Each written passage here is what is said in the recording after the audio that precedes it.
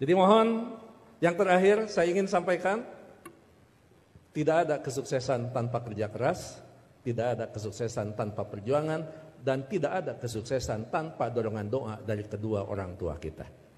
Jadi pada hari ini Anda ucapkan selamat, Anda mintakan maaf kepada orang-orang tercinta yang berkontribusi atas kesuksesan pendidikan kita. Hati-hati memperlakukan kedua orang tua. Saya tahu di sini ada master hukum, saya tahu di sini ada master manajemen, saya tahu banyak prodi yang ada di sini dan memiliki tata kelola yang sangat baik, maka itu salah satunya didukung oleh perilaku Anda setelah lulus. Pada saat Anda berinteraksi dengan kedua orang tua, jangan menggunakan pasal hukum. Pada saat ibu mengatakan, saya mau ketemu, kamu pulang, maka Anda akan mengatakan, "Mah, tidak boleh memaksa, karena ada pasal hukumnya." Enggak ada itu, tidak berlaku untuk kedua orang tua. Pada saat Anda diminta membantu kedua orang tua, Anda jangan menggunakan manajemen yang efektif. Tidak ada manajemen dalam hubungan dengan orang tua, kecuali penghargaan, penghormatan, dan tempatkan dia sebagai di tempat yang paling sempurna sebagai kedua orang tua kita. Saya hanya ingin mengulang dengan cerita yang lama, tetapi ternyata ini memberikan sebuah inspirasi bagi kita. Mohon maaf, saya pernah jadi seorang pejabat. Pada saat saya sedang rapat, saya ditelepon oleh keponakan saya dan menyatakan ibu saya dalam keadaan sakit.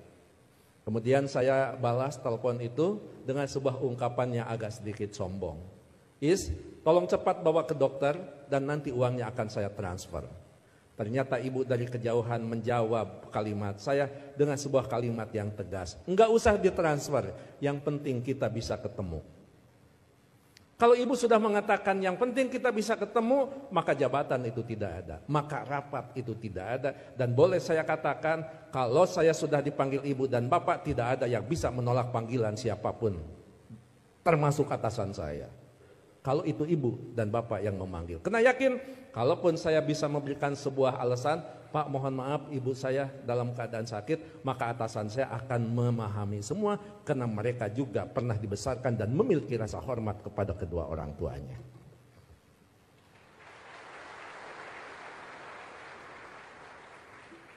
Pukul 8:30 malam saya pulang, dan saya sama seperti Anda, mungkin saya lebih kampung daripada Anda yang hari ini di wisuda.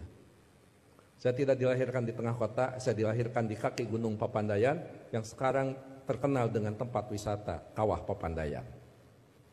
3 jam saya sampai di rumah, 11:30 saya sampai di rumah. Ternyata ibu dalam keadaan segar bugar, tetapi saya tidak menunjukkan perasaan suudon kepada ibu. Kenapa? Ternyata di situ ada hikmah. Bagi seorang ibu dan bapak dalam keadaan sakit, kemudian dia menunggu anaknya terkasih dan tersayang, maka pada saat dia bertemu, maka kehadirannya lebih mujarab daripada obat yang diberikan oleh seorang dokter. Catat itu. Ibu tidak hanya menunjukkan segar dan bugar, tapi ibu juga tetap memperhatikan kesukaan makanan anaknya.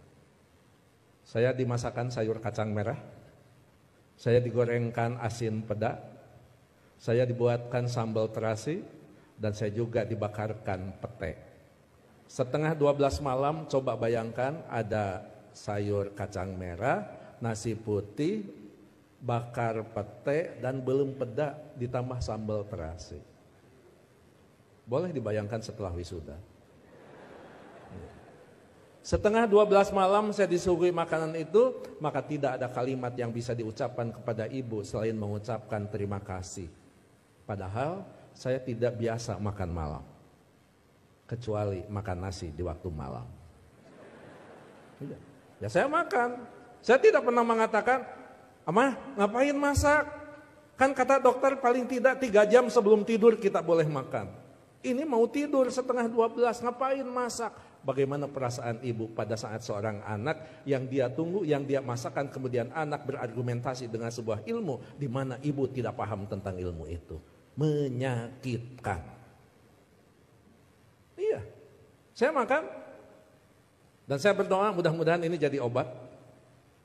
Begitu saya lirik dari sudut mata saya, ibu kelihatan bahagia. Kenapa? Makanan yang dia pasak itu betul-betul dimakan oleh anaknya. Begitu selesai makan, saya mengatakan kepada ibu, "Amah, mohon maaf, ini makanan sangat enak, terima kasih. Tapi mohon maaf besok tidak akan pulang siang karena ada pekerjaan yang tersisa. Kemungkinan saya pulang sebelum sholat subuh." Ibu dengan bijak mengatakan, enggak apa-apa. Yang penting kita sudah ketemu. Sok istirahat. Saya sambil dituntun, dibawa ke kamar. Setelah di kamar saya diselimuti. Ibu lupa kalau anaknya adalah seorang profesor. Ayo tepuk tangan. Itulah ibu. Jadi Anda mohon maaf, baru juga ahli madya ya? Ahli madya, ibu mau nyelimutin. Ngapain? Ini baru di wisuda. Ada yang lebih tinggi lagi. Masa mah diselimutin? Ini tekan sarjana. Nggak ada di depan orang tua itu. Jangankan ahli madya, sarjana, master, doktor, seorang profesor di hadapan ibu, di hadapan bapak. Tetap kita adalah seorang anak yang perlu menghormati mereka.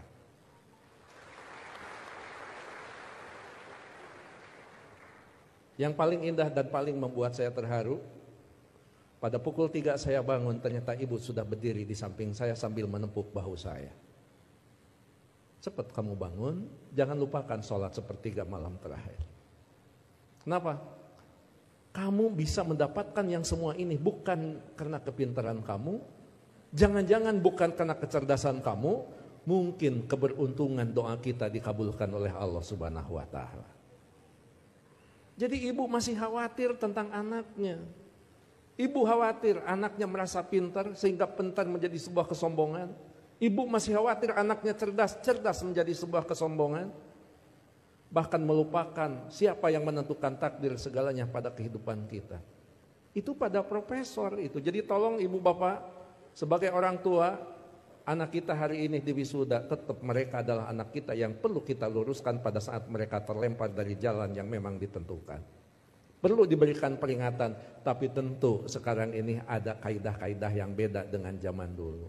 Seorang siapa Pak Rektor, sahabat itu, Ali, mengatakan, didiklah anak-anakmu bukan dengan zamanmu, karena mereka tidak mungkin mengalami zaman yang seperti kita alami. Jadi memang cara sudah berbeda, cara kita memperlakukan anak-anak kita. Tapi sejatinya tetap kewajiban kita adalah bagaimana mendidik anak-anak kita, bukan masalah kedewasaan. Tapi masalahnya sampai nyawa berpisah dengan badan, itu tetap menjadi kewajiban kita sebagai kedua orang tua.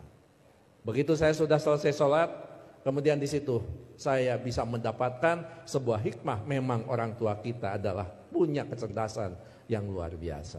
Padahal ibu saya bukan profesor, ibu saya tidak lulus SMA, ibu saya juga tidak lulus SD. Beliau hanya lulusan sekolah raya.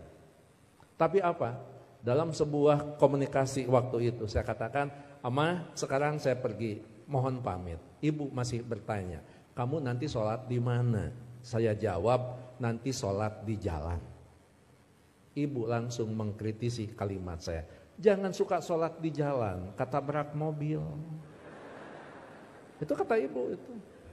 Terus saya mikir, emang juga, emang benar masa sholat di jalan? Saya katakan, enggak, maksudnya sholat di masjid di jalan. Masih salah kalimat itu di hadapan ibu. Enggak ada masjid di jalan.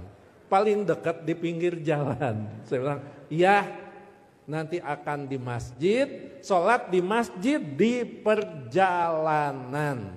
Baru saya lulus dari ujian seorang ibu. Nah, lamun eta benar profesor. Dan yang terakhir, saya mohon maaf tadi malam tidak transfer karena Amah mengatakan tidak boleh transfer, tidak usah transfer, sehingga saya tidak transfer. Disitulah kecerdasan ibu luar biasa. Iya, nggak apa-apa. Ngapain harus transfer ke seorang ibu? Mana?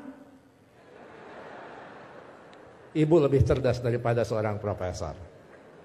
Oleh karena itu tentu saya berharap sekali lagi kalau kita mau sukses, berbaiklah kepada guru, kepada orang tua kita.